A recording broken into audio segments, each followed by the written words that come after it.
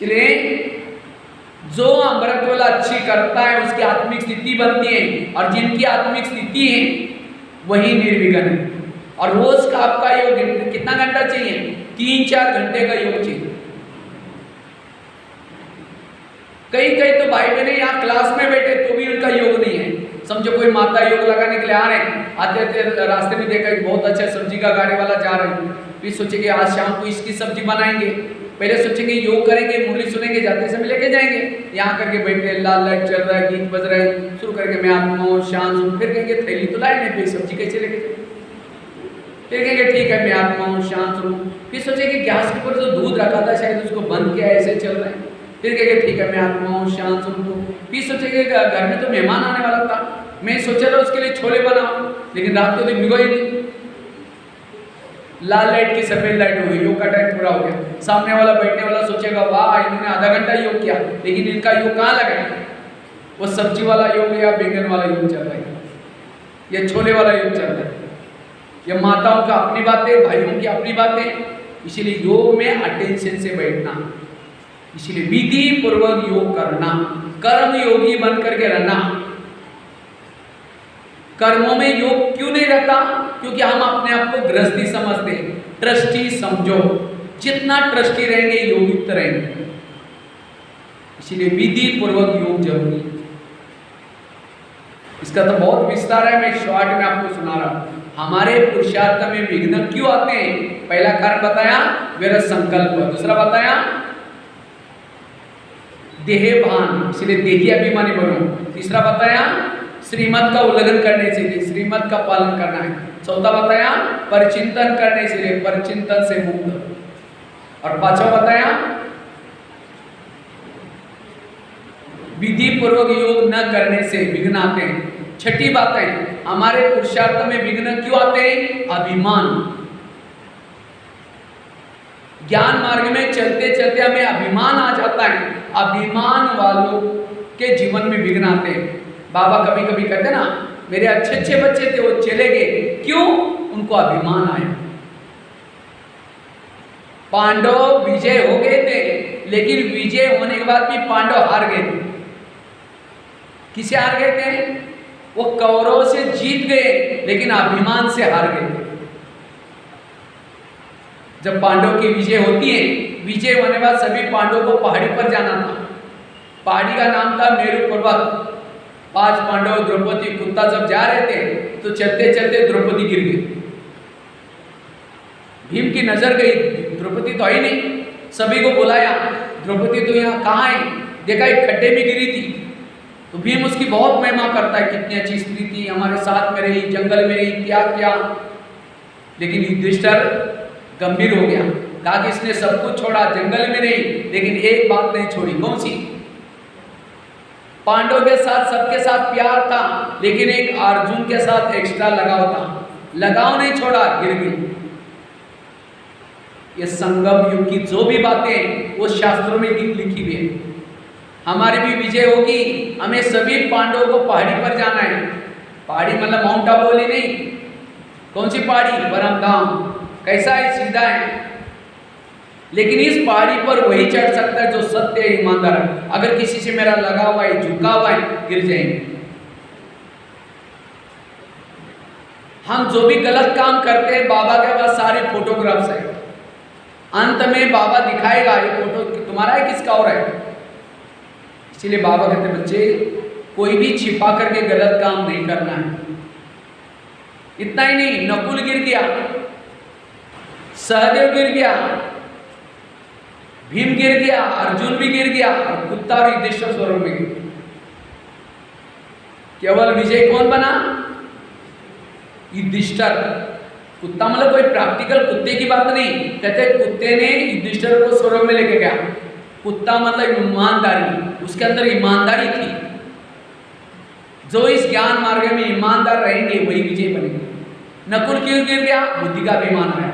सहदेव क्यों गिर गया? सहयोग करने का अभिमान आया। भीम क्यों गिर गया? गदा युद्ध का अभिमान आया। और अर्जुन क्यों गिर गया? तीर चलाने का अभिमान आया। मेरे इतने जिज्ञासु, मेरे इतने सेंटर कराने वाला कौन है? बाबा। हम कुछ नहीं कर रहे, बाबा करा रहे। जब पांडव आपस में लड़ते हैं, जब युद्ध जीत लेते हैं, तो पांडव आपस में लड़ रहे थे।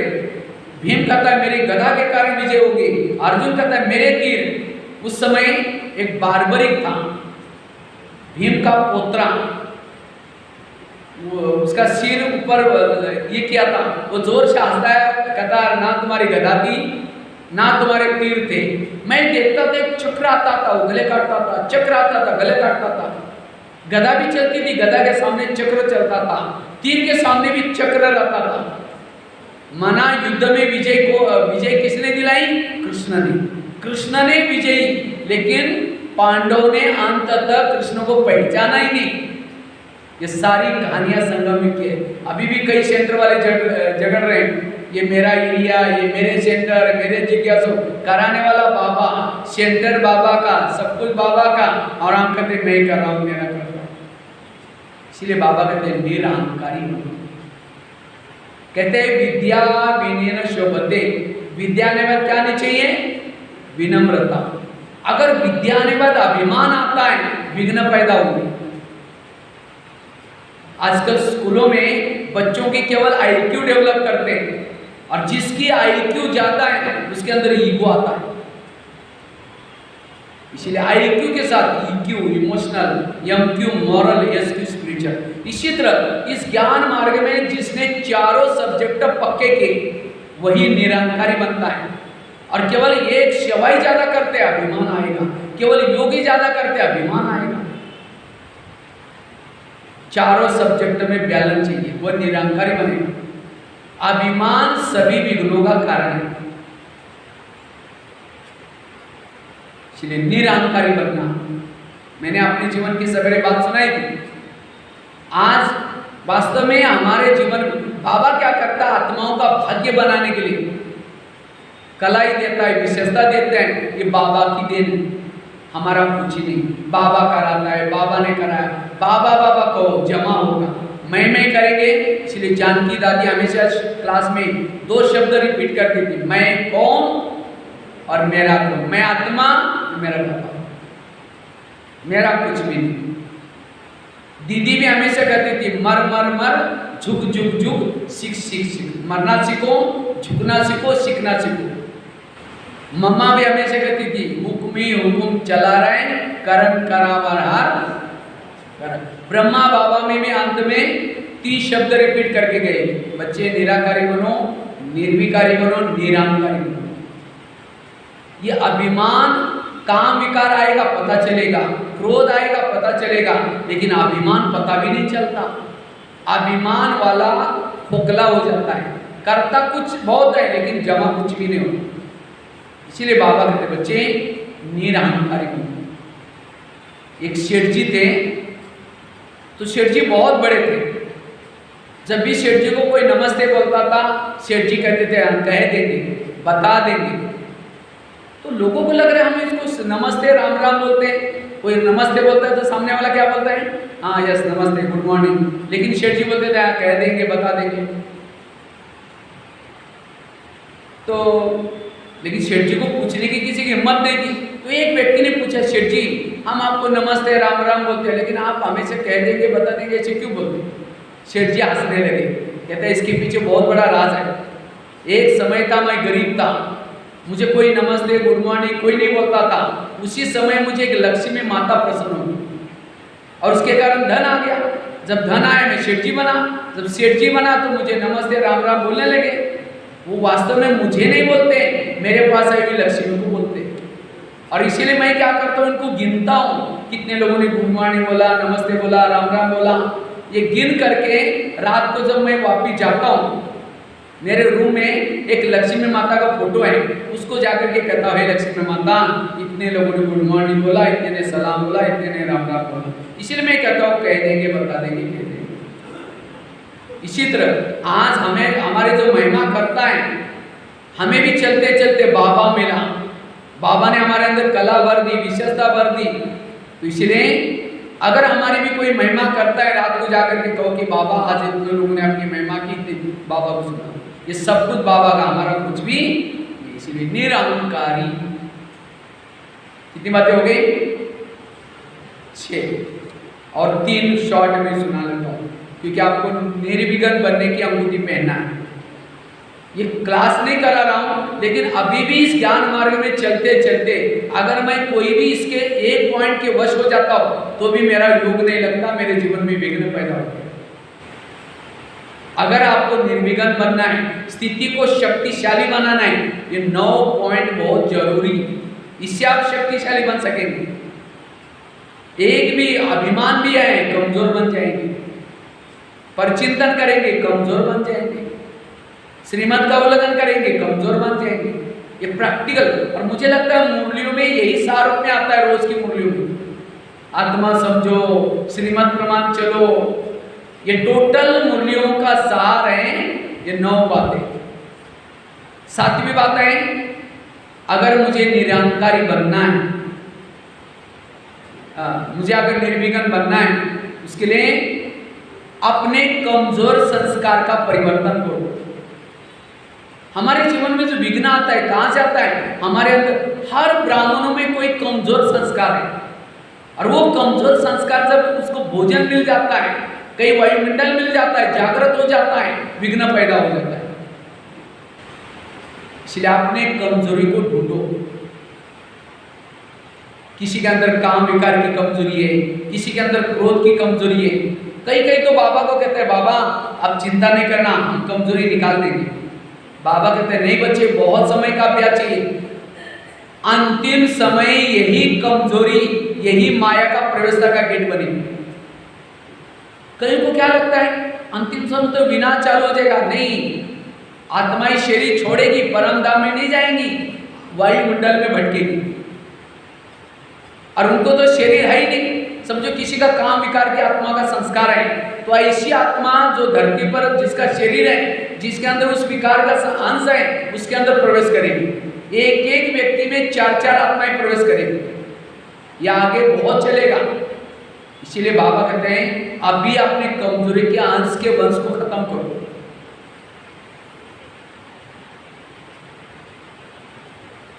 जैसे भीष्म कौन था?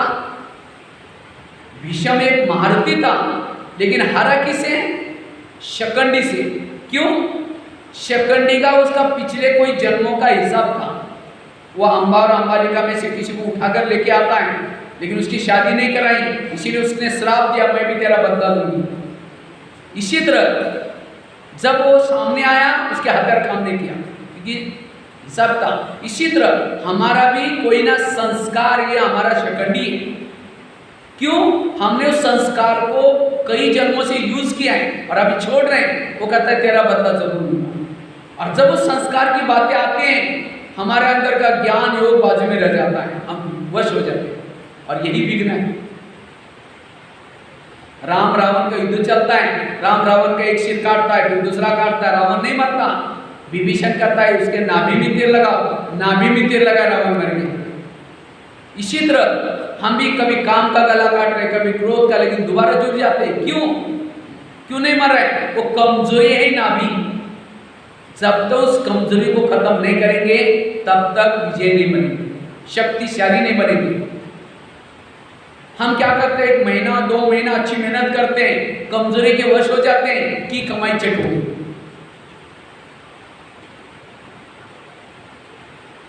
मम्मा क्यों बनी? मम्मा एक गलती दोबारा नहीं करती, और हम एक गलती कितना बार रिपीट करते हैं। इसीलिए बाबा कहते हैं, ये पुरुषार्थ करो, कमजोरी को ढूंढो,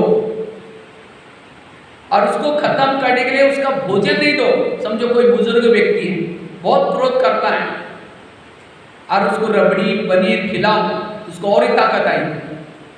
अगर उसको भोजन नहीं दे तो खटिया पर से कहेगा मैं चिल्ला मारूंगा, ये करूंगा, लेकिन काम नहीं कर सकेगा। क्यों? इसी तरह हमारे अंदर जो विकार है, उसको जब भोजन मिलता है, समझो किसी का काम विकार का संस्कार है, और ऐसी आत्मा टीवी देख रहे, कोई सीरियल देख रहे, फैशन कर रहे, कोई गलत साइड में जाकर के फोटोज देख रहे, तो उसी क्या हो जाएगा, संस्कार को भोजन मिल जाएगा। जो बातें देखने से मेरे संस्कार जागृत होते हैं, उन बातों से बचना। इसलिए कमजोरी का परिवर्तन, उसके लिए बिजी रहना, साथ में आत्माभिमान है, कई प्रकार का पुरुषार्थ, तो इस कमजोरी का परिवर्तन करेंगे, निर्विघ्न बनेगी। ये है 7वीं बात। 8वीं बात है, अगर मुझे निर्विघ्न बनना है उसके लिए स्वराज्य अधिकारी का पुरुषार्थ। आज के मूल्य में भी था, अगर आप कोई इंद्रियों के अधीन है, राजा नहीं बन सकेंगे। राजा बनने के लिए इंद्रियों पर शासन चाहिए।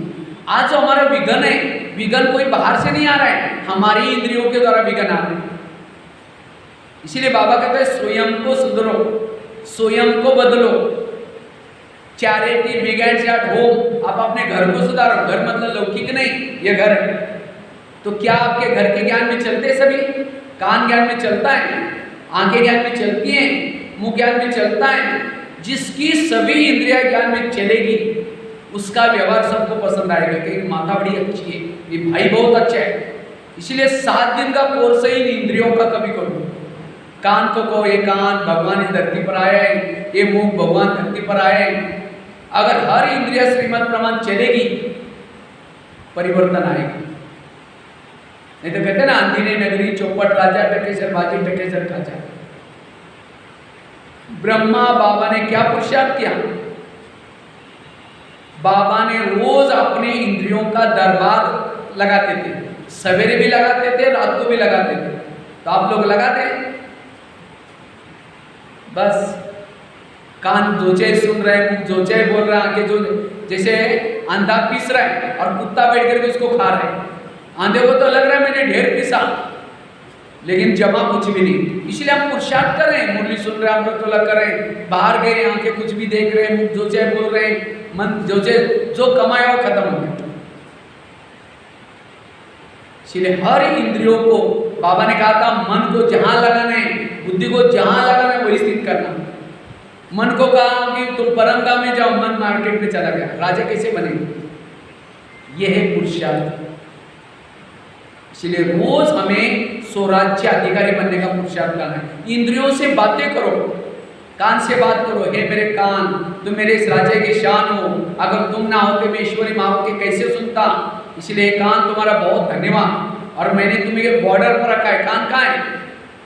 बॉर्डर पर। लेकिन मेरा विश्वास है तुम्हारे पर, मैंने तुमको बॉर्डर पर रखा है, लेकिन आजकल तुम मुझे धोखा दे रहे। मुझे तो पता नहीं था। मैं आज परम हितैषी शिव बाबा के पास गया था, अमृतवेला।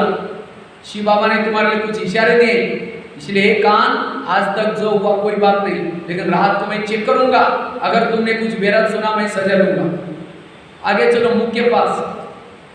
तुम्हें मेरे इस राजा की शान हो, तुम ना होते मैं ईश्वरी मावक के कैसे सुनाता। लेकिन कभी कभी तुम परिचिंतन करते हो, अपमान करते हो कि इसीलिए मैंने तुमको रखा है। आगे चलो आंखों के पास। ये आंखें, मुझे तो आंखें तो हर जन्म में बहुत मिली, लेकिन तुम्हारे जैसे भाग्यशाली कोई नहीं मिली। तुम्हारे द्वारा मैंने सत्यम शिवम सुंदरम को देखा है, जिसको देखने के लिए दुनिया के आंखें तरस रहती। क्या प्रभु को देखने बाद तुम्हारा पेट नहीं भरा? तुम इस संसार की व्यर्थ बातें क्यों देखते हो? अगर देखेगा मैं तुमको सजा दूंगा। पाँव के पास जाओ। हे पाँव, तुम्हें मेरे इस राजा के शान हो, अगर तुम ना होते मैं सेवा करने के लिए कैसे जाता? सेवा हाथ ने की, मुख ने की, लेकिन आदि दुआ किसको मिली? पाँव को। क्यों? पाँव घुटने के ऊपर पूरा शरीर को लेके आता है। इसीलिए कोई भी व्यक्ति आता है इस पाँव छूते। क्यों? ये पाँव तुम्हारा धन्यवाद इस व्यक्ति को घर में लाए।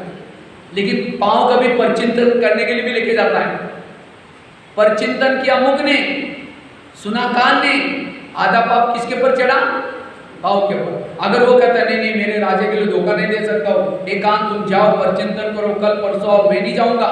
अगर पाँव ना जाता तो कान जाता, मुख जाता। फिल्म देखने आंखों ने, लेके कौन गया? पाँव। इसको कहेंगे भ्रष्टाचार। सबसे पहला भ्रष्टाचार इंद्रिया कर रहे हैं, इसको सुधार लो। इनसे अगर पाँव गलत काम करते हैं तो उनको सजा दो।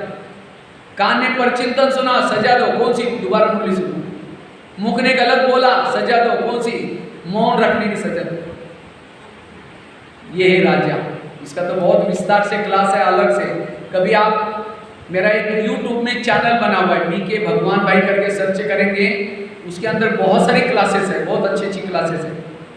ये तो टोटल 9 घंटे का क्लास है, एक एक पॉइंट एक एक घंटे का विस्तार में, लेकिन मैंने शॉर्ट में आपको सुनाया। तो विघ्नों का कारण है इंद्रिया, और लास्ट की पॉइंट है, क्योंकि 9 पॉइंट की अंगूठी आपको पहनानी थी। पहली पॉइंट कौन सी सुनाई? व्यर्थ संकल्प से मुक्त बनना। दूसरी बताई देही अभिमानी बनना, आत्म अभिमानी। तीसरी बताई श्रीमत का पालन। चौथी बताई पर चिंतन से बचना। पांचवी बताई योग का चार्ट बनाना, विधि पूर्वक योग करना। छठी बताई निरअहंकारी होकर के रहना। सातवीं बताई स्वराज्य अधिकारी स्थिति। और सातवीं कौन सी बताई थी? संस्कारों का परिवर्तन। और आठवीं बताई थी स्वराज्य अधिकारी। और लास्ट की 9वीं पॉइंट, इस 9 पॉइंट की अंगूठी को सदा पहन के रखना, तो आप कैसे रहेंगे? निर्विघ्न रहेंगे। ठीक है। 9वीं पॉइंट है सदा ट्रस्टी बन करके रहना, गृहस्थी नहीं बनो। क्या बनो? आप सभी कोटा के हैं, कहाँ के? वास्तव में कोटा में आप पिछले जन्मों में थे। अभी आपका कौन सा जन्म है? 84 वाला। 83 जन्म कोटा में लिया और 84 वाला मधुबन निवासी बन गए। आपका मुख्य एड्रेस क्या है? मधुबन। मधुबन से यहाँ इसीलिए आए, बाबा का संदेश देने के लिए आए। आप घर में नहीं रहते, लेकिन आपका एक सेवा केंद्र है, सेवा केंद्र पर रहते हैं, क्योंकि बाबा ने इसीलिए आपको भेजा है, क्योंकि उसी पति के साथ, उसी बच्चों के साथ, उसी पड़ोसी के साथ, उसी ऑफिस में आपका कार्मिक अकाउंट है, वो चुप्त करने के लिए आए हैं और उनको संदेश देने के लिए आए हैं। जैसे जब सीता की चोरी हुई थी, तो सारे बंदर सेना, राम लक्ष्मण, ये सब समुद्र किनारे पर बैठे थे डेरा डाल के, और हनुमान को कहाँ भेजा? लंका में सीता के खोज के लिए भेजा। तो इसी तरह राम परमात्मा माउंट आबू में डेरा डाल के बैठा है, और आप लोगों को वहां से यहाँ लंका में किस लिए भेजा है? आत्मारूपी सीताओं को ढूंढने के लिए भेजा है। कोई पैसा कमाने के लिए, बिल्डिंग बनाने के लिए, मोबाइल टीवी देखने के लिए नहीं भेजा, व्यापार करने के लिए नहीं भेजा। वो तो एक पेट को चाहिए उतना कमाने के लिए, कमाओ भले। लेकिन जैसे हनुमान जब लंका में गया, उसने ये नहीं सोचा राम के पास तो कुछ नहीं, वो तो वनवासी है, यहाँ तो देखो फल फ्रूट का बगीचा, यहाँ सोने के महल है, चलो यहीं डेरा डालो, जाने की जरूरत नहीं वापस। सोचा। इसी तरह हमें जिसके लिए यहाँ भेजा है वही काम करना है। इसलिए सदा याद, ऑफिस में नहीं जा रहा, सीताओं की खोज करने के लिए जा रहा, मार्केट में नहीं जा रहा, आत्मारूपी सीताओं को ढूंढने के लिए जा रहे हैं। इसी नशे में चलेंगे, योग युक्त रहेंगे, निर्विघ्न बन जाएंगे, ट्रस्टी बन जाएंगे। कभी बाबा को कहते, बाबा मेरा बच्चा तंग करता है, बाबा मेरा बच्चा नहीं, बाबा जिस बच्चे की सेवा करने के लिए मुझे आपने भेजा है वो मुझे तंग करता है। इसी तरह जितना ट्रस्टी बन करके रहेंगे, उतना आपकी योगयुक्त स्थिति रहेगी, निर्विघ्न बन जाएंगे। इसलिए सदा याद रखना, मैं ट्रस्टी हूँ, कोई भी प्रकार का बोझ नहीं, सारे बोझ बाबा को दो। अगर लंबी यात्रा करके आते हैं, कुली मिलता है, कुली क्या कहता है? वो भी दे दो, ये भी दे दो। इसी तरह बाबा भी हमें इस लास्ट के जन्म में कुली के रूप में मिला है, कहता सारे बोझ मुझे दे दो, तुम चिंता नहीं करो। लेकिन हम क्या करते हैं? चिंता करते हैं। दादी प्रकाशमणि बहुत खुश रहती थी, तो दादी को किसी ने पूछा, दादी जी आप इतना खुश क्यों रहते? दादी ने कहा मैं रात को जब भी सोती हूँ बाबा के रूम में जाती हूँ, बाबा कहते बाबा ये मधुबन तेरा, शांतिवन तेरा, ज्ञान सरोवर तेरा, सारी बहनें तेरी, जोन तेरे, तुम जाने तुम्हारा काम जाने। इसी तरह हमें भी क्या करना है? बाबा ये दुकान तेरा, खेती तेरी, बच्चे तेरे, मैं खुद भी तेरा, तुम जाने तुम्हारा काम जाने। हल्के बनो, और जितना हल्के रहेंगे उतना योग युक्त रहेंगे, कर्म योगी बन सकेंगे, ट्रस्टी बनो। ठीक है। तो ये 9 बातें याद रखेंगे, निर्विघ्न बनेंगे। ठीक है। समय तो इतना फास्ट चला, पता भी नहीं चला, 11:30 बज गए। ठीक है। ओम शांति।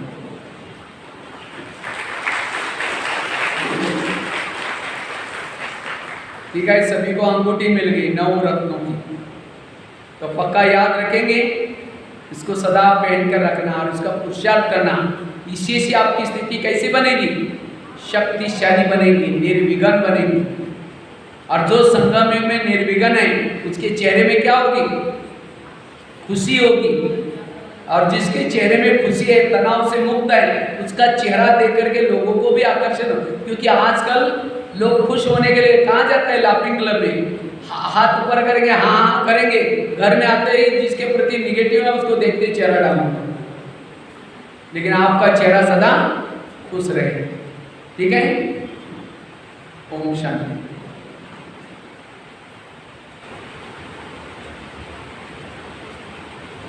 बाकी इसका डिटेल वो स्वराज्य अधिकारी का तो टॉपिक बहुत सुंदर है, उसमें आप YouTube में सर्च करके पूरा डिटेल में सुन सकते हैं। फिर बाद में कभी आओ, भविष्य में कभी आएंगे और सुनाएंगे, ठीक है?